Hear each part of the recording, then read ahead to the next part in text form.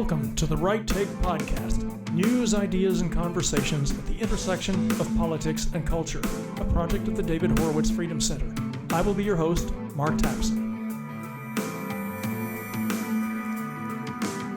Welcome back to the Right Take Podcast. I'm your host, Mark Tapson. Thanks so much for joining me here at the intersection of politics and culture. This news has been out for a couple of weeks, but in light of my guest today, I want to address the recent item out of England that for the first time, the most popular baby name for boys in the UK, according to their Office for National Statistics, is Mohammed. Mohammed is the most favored boy's name in 4 out of 10 regions in England and Wales, largely in the North and West Midlands to be precise, as well as in London itself. The key factor behind its rising popularity is, of course, the same mass immigration that has transformed much of continental Europe, especially France, which has the highest Muslim population in Europe last time I checked. The Muslim population in England and Wales has more than doubled since 2001. The Muslim population stood at 1.5 million in 2001. It increased to 2.7 million by 2011, during which time it grew about 10 times faster than the non-Muslim population, and then it further rose to 3.9 million in 2021. Again, this is all according to the UK's Office for National Statistics. So what, the multiculturalists might say? What's wrong with the Muslim population growing, you bigot? Well, the reason is, when you import massive numbers of people from non-Western cultures and they don't assimilate into a melting pot like we tend to do here in America, then those masses of migrants begin changing the culture. And that's good news for the multiculturalists because they want to see Western civilization eradicated. But here are some sobering facts for the rest of us to consider. A survey carried out in 2024, that's this year, reported that 32% of British Muslims support Islam to be declared the national religion of England. 32% of British Muslims want to make Sharia law the law of the land in the UK.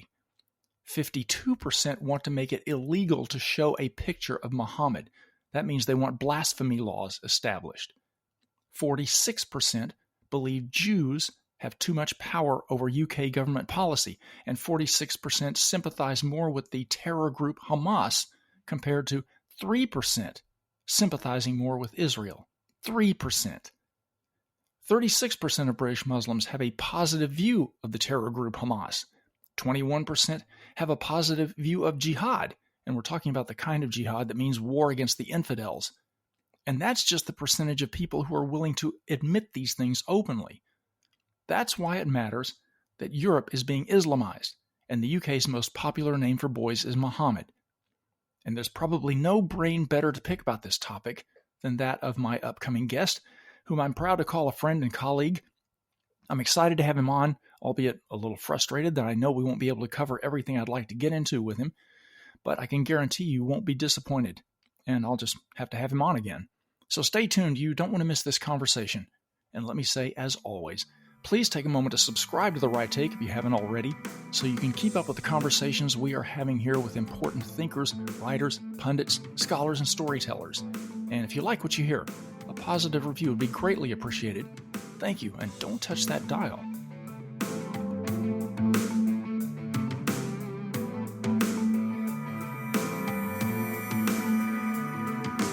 My guest today at The Right Take is an astoundingly accomplished author and scholar and thinker.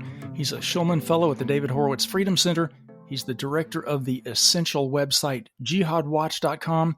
He's the author of nearly 30 books, ranging from political commentary to history to theology to biography. And while he's pumping those out, he is also putting out daily commentary at Front Page Mag and PJ Media.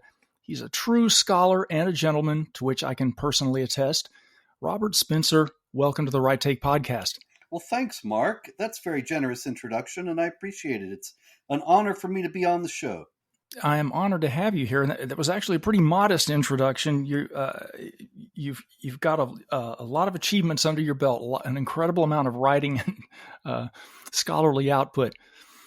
So thanks for coming on. I know that you are capable of talking about a wide range of issues, both past and present, and maybe toward the end of our time together, we could talk about whatever you feel compelled to comment on about current events, because there's obviously a lot going on. But mostly I want to give you a chance to talk about your latest book, Muhammad, A Critical Biography, because I think it has the potential to really shake things up in terms of our ongoing conflict with Islam, our clash of civilizations, if you will. And as a prologue to diving into the book, I want to get your take on a related news item out of England that the most popular baby name for boys in the UK is Muhammad. What does that suggest to you?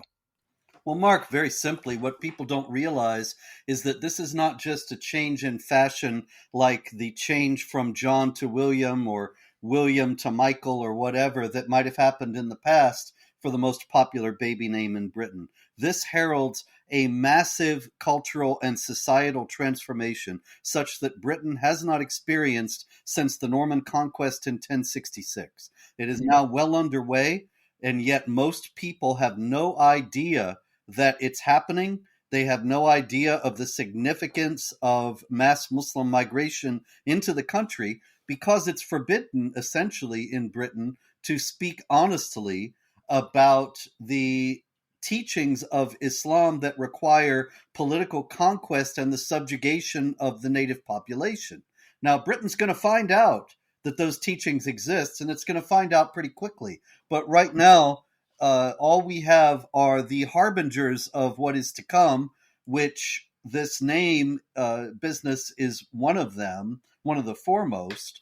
The fact is that within another generation or two, there are going to be very few other names in Britain. And once again, this is something that the British people and the West in general just has no idea of what's coming.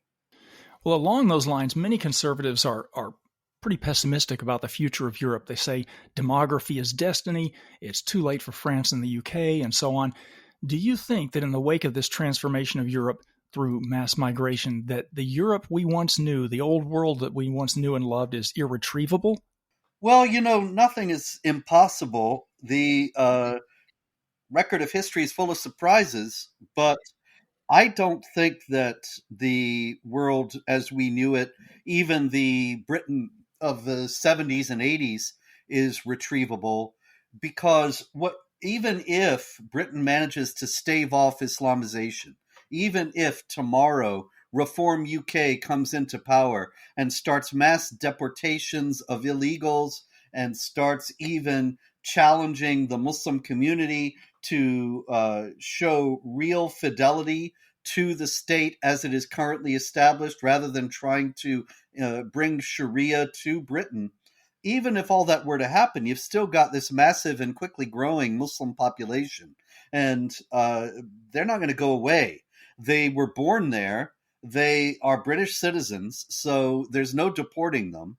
And the government certainly is not going to enter into some kind of general confrontation with them and risk a civil war. And so I think that at this point, you could only get a postponement of the Islamization and not an outright staving it off. I hope I'm wrong, and we'll see.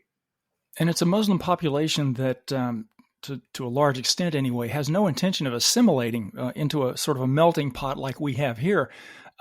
In my opening remarks, which you have not heard, but in my opening remarks to this podcast, I mentioned a survey that was carried out just this year, which reported that 32% of British Muslims support Islam to be declared the national religion. And 32% of British Muslims also want to make Sharia law the law of the land in the UK. 52% want to make it illegal to show a picture of Muhammad, which means that they essentially want blasphemy laws established. And I think they already, to some extent, have de facto blasphemy laws, because you can literally be arrested for tweeting something that is considered offensive to Muslims. So the Islamization of the UK is pretty far along, apparently, at this point. Yeah, and Mark, they fell victim to their own fantasies, because I remember after 9/11, we were hearing from Tony Blair that he was reading the Quran and it was wonderful. And they set up the Prevent program, which is still Britain's counter-terror program, but it is very clearly oriented according to the fantasy that Islam is a religion of peace. It has nothing whatsoever to do with terrorism. And those Muslims who turn to terrorism simply misunderstand their own faith. And if they can be properly instructed in their faith, then everything will be okay. That is still the core assumption of the British government. And on that basis, it's been shown many times that Prevent has taken somebody to be a harmless, moderate Muslim, and they turned out to be a convinced and active jihadi. And this has happened more than once. And it's because of the British government's refusal to face the reality of what Islam really is and what it teaches. Because, of course, that would show up the British government under a whole succession of prime ministers now to have been following what is essentially a suicidal immigration policy that threatens the core of British civilization itself. And so they're not going to dare to be that self-incriminating. They have to keep on perpetuating these fantasies. But as time goes by, as the survey results that you quoted indicate, the fact that they have been at war with reality becomes harder and harder to deny. You mentioned a jihadi a moment ago, and since you did mention that, this is going to sound like a very basic question for those like me who keep up with Jihad Watch and your books, but it's easy for the average well-meaning but ignorant person to be confused by Islamic apologists who downplay jihad as fighting against the infidel because they point out that that's only the lesser jihad, and the greater jihad is the struggle within oneself. So how do you respond to people who try to muddy the waters about what jihad has been historically and how the devout have always viewed it, even today? Mark, this business about the greater jihad and the lesser jihad is one of the biggest scams that Islamic apologists and their leftist allies have pulled over on the British government and the Western world in general since 9/11. The fact is, and there are numerous Islamic scholars who will tell you this, you don't have to get it from the wicked Islamophobe Spencer, but since I'm here, I'll tell you, and you can check it. The greater jihad is based on what is known as a weak hadith. A weak hadith is a report on the words and deeds of Muhammad that is considered to be inauthentic by Islamic scholars and thus inadmissible for Islamic doctrine. And the fact is that the hadith sources that are most reliable in the view of Islamic scholars do not contain that story. It is only found in a collection that is not considered to be all that reliable. And so the Islamic apologists after 9/11, they seized upon this story of Muhammad leaving a battle and saying, we are now leaving the lesser jihad and going to the greater jihad. And they disseminated it all over the Western world as evidence that Islam is fundamentally peaceful and only resorts to warfare in a defensive mode. When in the first place, this story is not even considered authentic by Islamic scholars. And in the second place, even if you call the lesser jihad, even if you call warfare in the name of Islam in order to advance Islamic hegemony the lesser jihad, it is still very much a part of Islamic doctrine. The Quran itself says, fight them until persecution is no more and religion is all for Allah. That's chapter 8, verse 8, verse 39. So if you're going to fight until persecution is no more, that sounds like you're just defending yourself. But then it goes on, and religion is all for Allah. Mark, if your religion is not all for Allah and you're just minding your own business, then there are some Muslims out there who will come ultimately to think that they have an obligation to fight you. That is offensive jihad. You don't have to do anything to them except your religion is not all for Allah. And so even if you call this lesser, it's still there and it still hurts when they attack.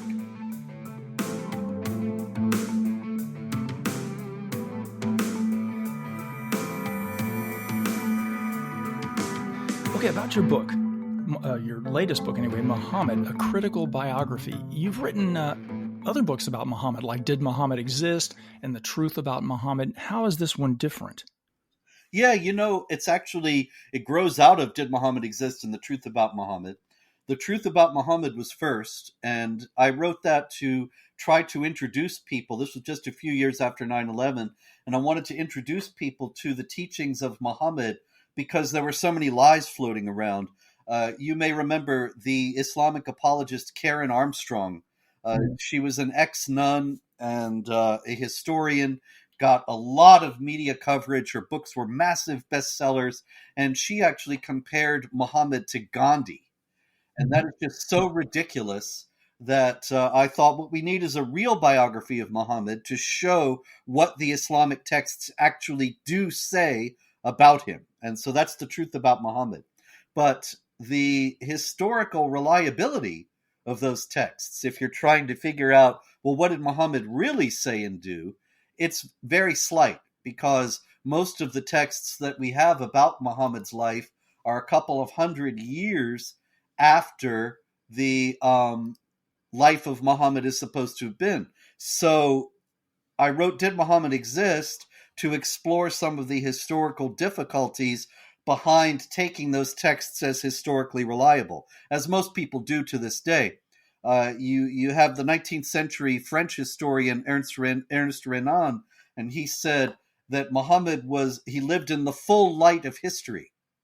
And so this is, I think, actually, when I studied Islam in graduate school way back decades ago, it was just taken for granted that these stories were historically reliable. Nobody even questioned that. And I think that's still the mainstream view. So I wanted to show in Did Muhammad Exist? What was the difficulty with doing that and why there are really serious doubts about whether any of these stories have any historical value at all. So Muhammad, A Critical Biography, the new book, it takes all that and goes farther. I go through the Islamic traditions about Muhammad and show how they are full of contradictions and full of strange anomalies that show that we're not dealing with historical accounts, and that the idea that this is sober history is contradicted on a number of fronts. So it's a biography. It'll tell you what Islamic tradition says Muhammad said and did, but it also compares the most well-known stories with lesser-known variants from Islamic tradition as well, to show that the figure of Muhammad that we take for granted today is really cobbled together out of a lot of contradictory material. And there isn't any clear Muhammad even in Islamic literature. So I guess to some extent, you can compare this to the legend of King Arthur, where there may or may not be a kernel of historical truth or fact to the existence of King Arthur, but layers upon layers of myth and history have been overlaid on that possible historical reality. Could you say the same thing about Muhammad? Yeah, absolutely. There may have been a figure named Muhammad, although actually I think that in itself is doubtful. But even if there were, we can't know for certain that he did any of the things that are attributed to him as having done in the Islamic traditions. The Islamic traditions basically have no value historically. And if there was a Muhammad, all these legends and myths were overlaid upon essentially the bare name or the idea that there was a warrior prophet. And all the rest of it is as fictional as the stories of King Arthur.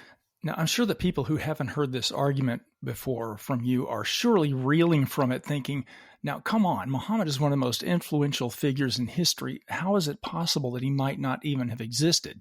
Well, yeah, it does seem when people first hear this, they think this is crazy. As a matter of fact, that's what I thought when I first heard it. I remember having a long conversation with the great Islamic scholar and ex-Muslim Ibn Warraq. And he was explaining this to me, and I thought, this is inconceivable. How could this possibly be? But the more I looked into it, the more I realized that he was right. The first thing is, take, for example, the silence of 60 years. If you compare the beginnings of Christianity with the beginnings of Islam, Jesus lived in the early 30s of the first century. By the 90s of the first century, 60 years later, you have the New Testament, you have churches all over the Mediterranean world, you have the post-apostolic, some of the post-apostolic writings, you have some non-Christians talking about Christianity. Now, Muhammad, coincidentally, lived about exactly 600 years later. I mean, he was born much earlier because he lived longer, but he's supposed to have died in 632. And so if you take the period, the same 60-year period from the 630s to the 690s, you have the Arabs pouring out of Arabia and conquering the Middle East, North Africa, Persia, and part of India. You have this massive empire. And so you would expect that we would have plenty of record of Muslims explaining to the conquered people, we're coming to you, we're doing this because the prophet of our new religion said that we should go out and fight those who are unbelievers, and we're going to keep on fighting you, and we're going to subjugate you under the rule of our new laws in our new religion, and here's our new holy book, the Quran, and so on and so on.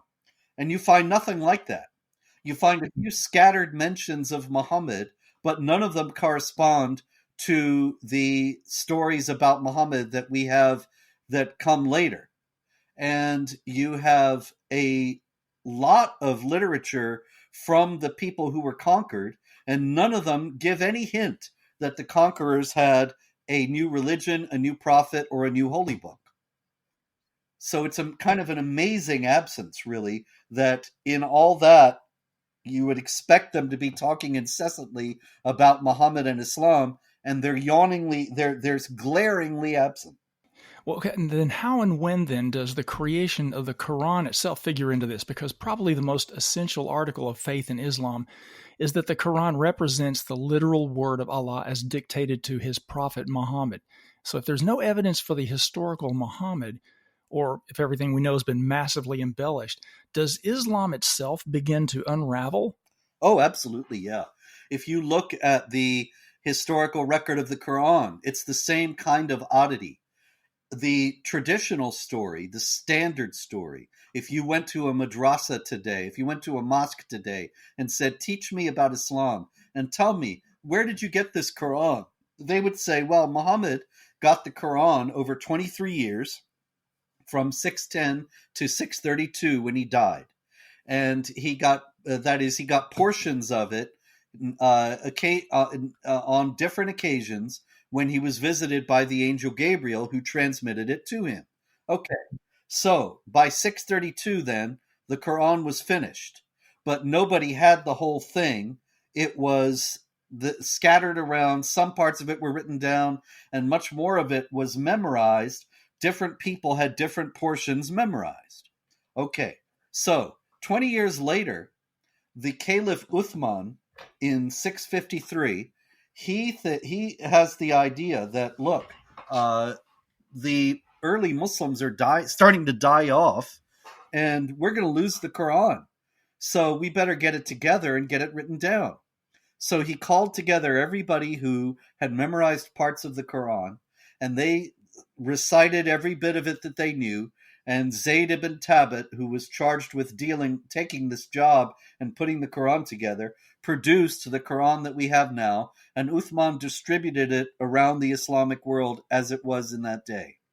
And that's the standard story. So if we had the Quran from 653, it's really weird, but nobody quotes it, and nobody even refers to its existence for another 40 years. And, where is it? If you sent me a book today and said, I'd really like you to review this book, I'm likely to do it before the next 40 years are out. And it would seem like if people received the book that they thought was the perfect word of Allah, that would be exciting. That would be momentous to have. And they'd be out quoting it all over the place. But nothing. Then in the 690s, you have the construction of the Al-Aqsa Mosque on the Temple Mount, and you have Quran inscriptions written on the walls. Nowhere does it say these are Quran inscriptions, and they're all mixed up with stuff that's not the Quran, which in itself is kind of weird. Then 20 some years later, you have John of Damascus, who was the first Christian to write extensively about Islam. And he says, I've read your books. I've read the writing of the cow, the writing of the table, the writing of women, and those are actually the names of chapters of the Quran. But John refers to them as if they're separate books. And he also says, and I've read the writing of the camel of God, which is not one of the chapters of the Quran. And the obvious conclusion from that would be maybe John doesn't have the Quran as it's currently constituted. He has an earlier version. And there was another writer around the same time who said, I've read your Quran, and I read Surah al-Baqarah. Now, Surah al-Baqarah is the second chapter of the Quran as it stands today. Now, Mark, have you ever read a book and said, yeah, I read that book, and I read chapter 3 in it too? That doesn't make any sense. And so it suggests that the chapter that he's referring to, actually chapter 2 of the Quran, as it stands today, was not chapter 2 of the Quran at that time, but was a separate book, and they got put together later.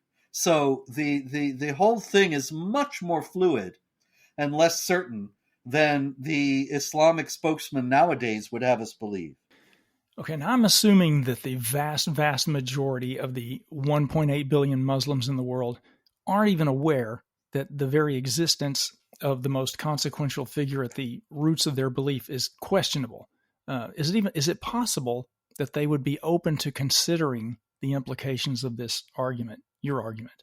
No, absolutely not. It's kind of a wild thing. I remember having a debate about this with Anjem Chowdhury, the famous imam in Britain, who is now in prison for trying to organize terrorist activities. And we were actually supposed to debate whether Muhammad existed, and his whole argument was summed up in one sentence. Of course Muhammad existed. He's mentioned in the Quran. Well, there you have it. And of course, most Muslims, when they hear about this as a possibility at all, they dismiss it as Islamophobia, as if just out of pure hate, me and the other people who write about these things are constructing this claim that Muhammad didn't exist.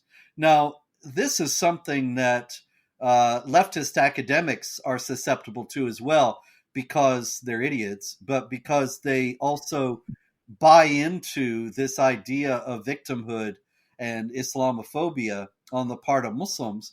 So you have a lot of Western academics dismissing this as well.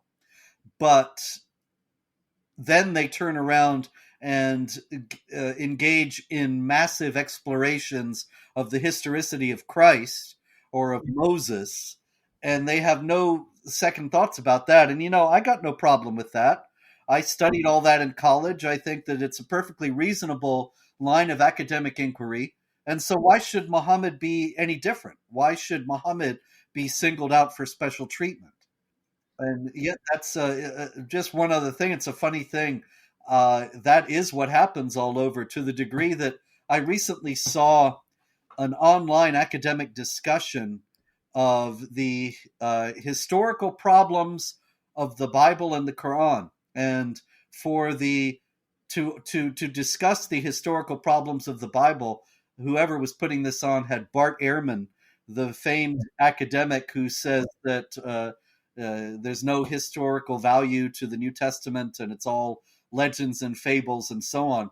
And then on the other side was an Islamic apologist who was just going to tell us how reliable the Quran was. And I thought, well, that's academia today, right there.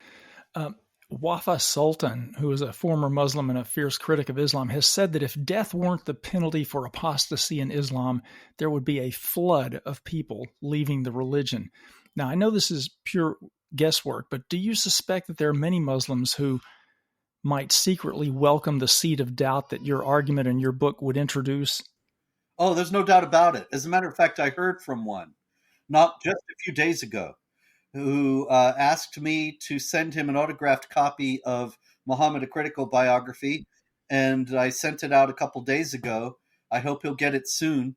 But the in his email asking for this, he told me that it was because of the explorations of the existence of Muhammad that he ended up leaving Islam.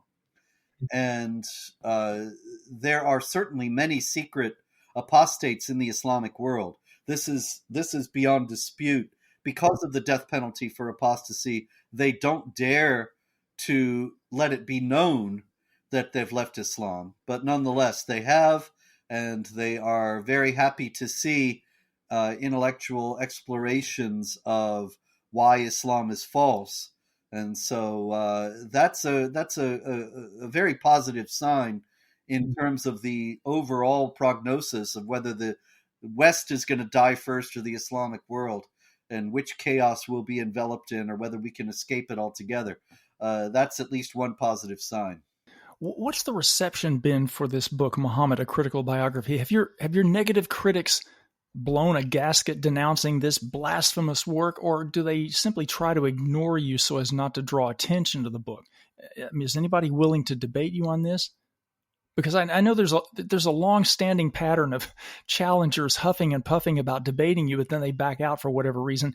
Usually it's something like, oh, Spencer's just an Islamophobe who's not worth my time. But if you were so easily dismissed, why wouldn't they jump at the chance to humiliate you in a debate?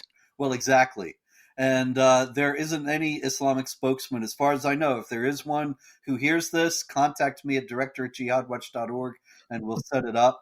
But as far as I know, there's no Islamic spokesman who is willing to debate this. There are some who want to debate aspects of Christianity or this and that. And I don't have any interest in doing that.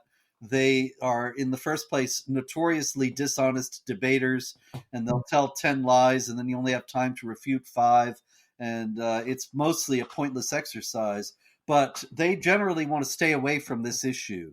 It's something that I think that they have not worked out a response to yet, except just to wave it away as saying it's Islamophobic to say such a thing or suggest such a thing, and that's it. And as that flies less and less, they're going to have to think of some other way to deal with this, but they haven't yet.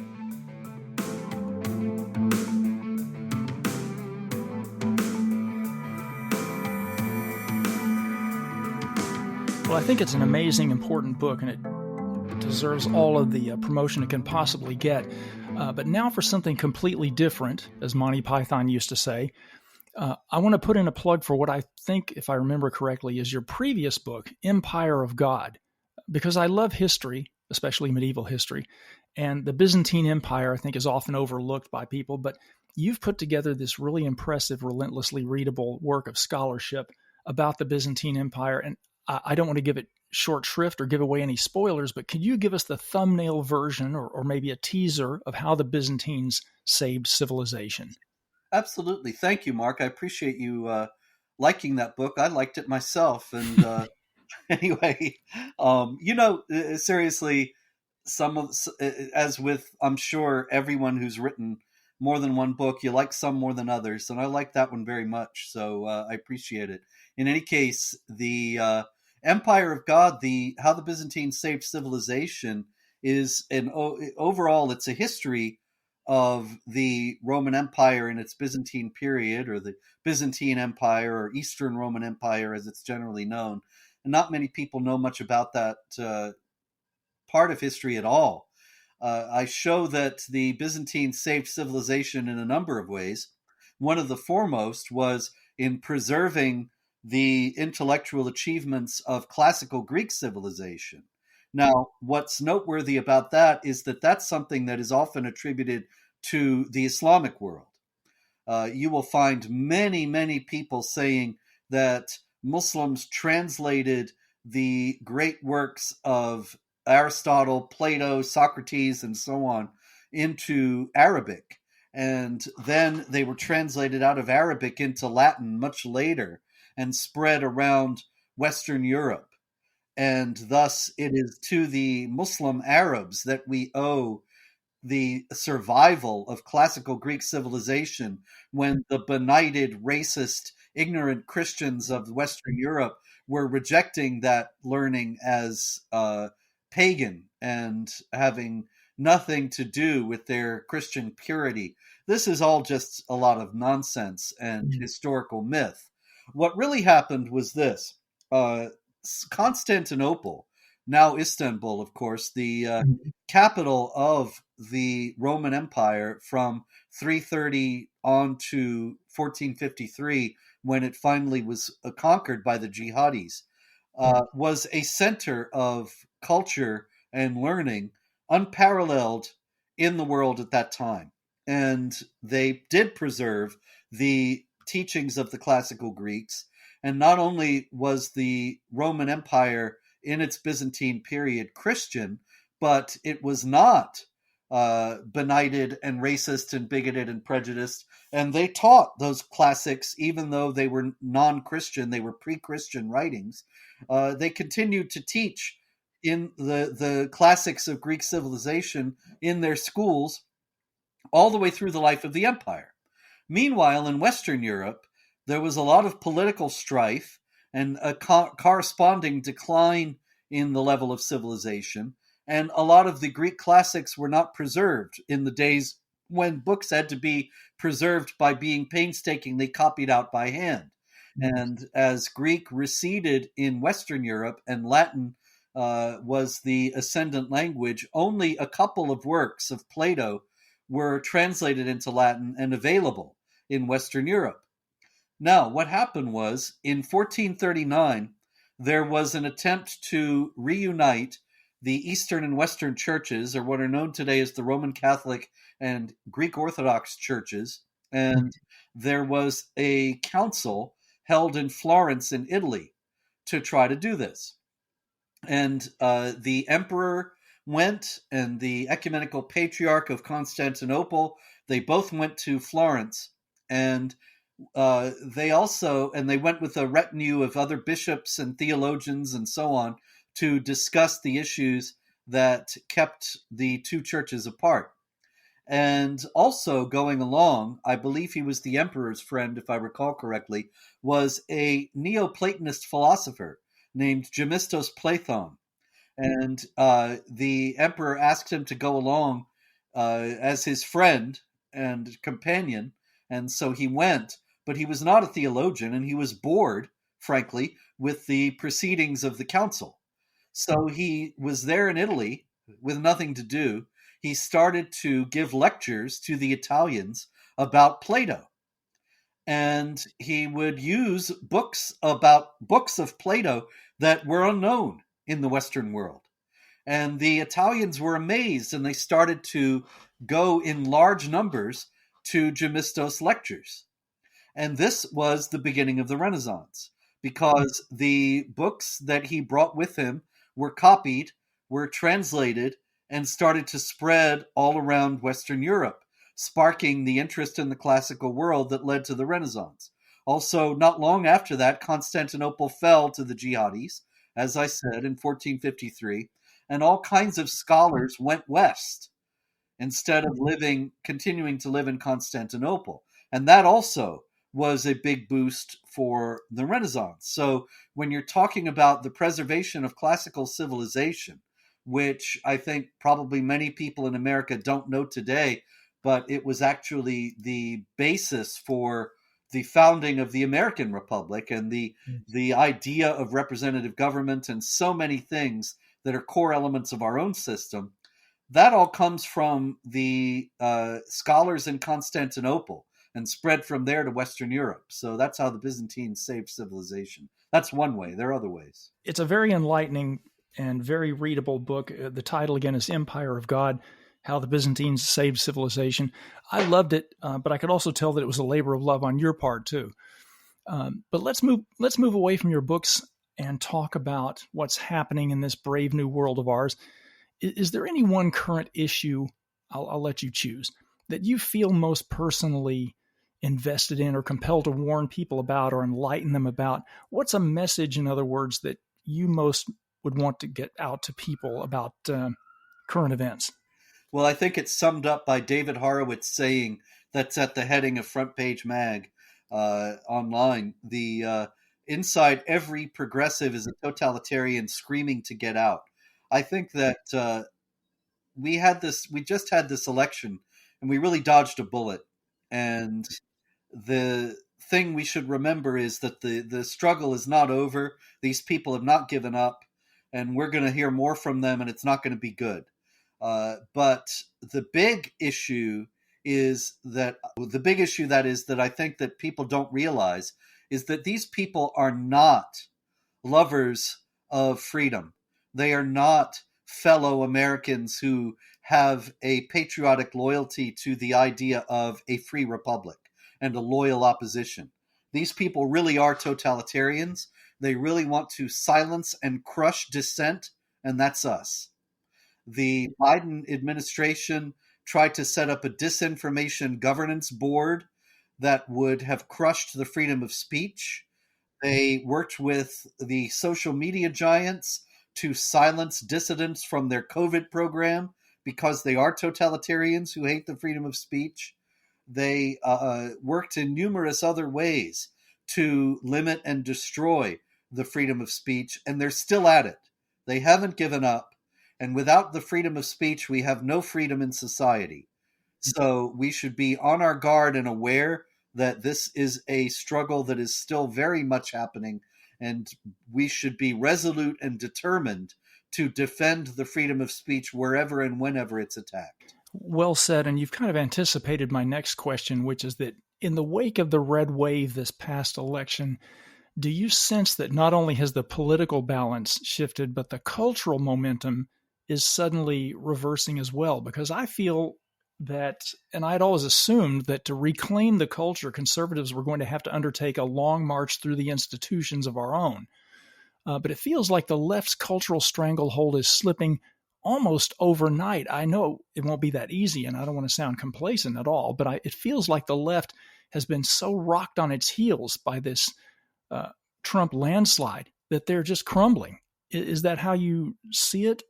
Yeah, absolutely.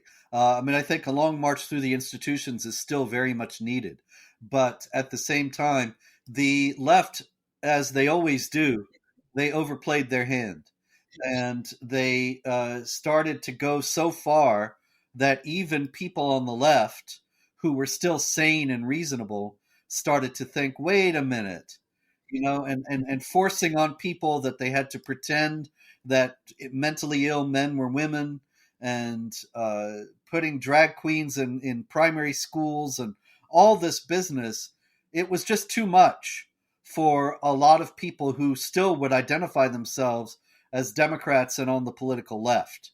And so without the long march through the institutions, the left's cultural hegemony began to implode because of the left finding it too much. At least some of the more rational elements on the left. I'm assuming that you're working on a new book, or there's maybe one already in the pipeline. Can you tell us about that, if there is? There are actually two in the pipeline. And one is called Anti-Semitism, History and Myth, which is out in March. It's all ready. You can pre-order it now on Amazon. And it's a response to all the explosion of anti-Semitism that we have seen since October 7th, 2023. The first part of it is a study of the sources of anti-Semitism in pre-Christian paganism, in Christianity, in Islam, in National Socialism, and in International Socialism. And then the myth part is all the crazy stories that circulate increasingly nowadays about how the Jews control the media and the Jews faked the Holocaust and this and that. And I try to debunk as many of those as I can. And so it's designed to be a comprehensive handbook of responses to what is being claimed about the Jews today. And I hope that it does some good and staves off some of the really dark things that look like they're looming in the future. And then coming probably about a year from now, or I hope a little less, is another book that is all finished, but it's in the production process now. And that's called The Tragedy of Islam, Failure and Excuses. And it's about how Islam is bad for you. Islam is bad for individuals and for societies.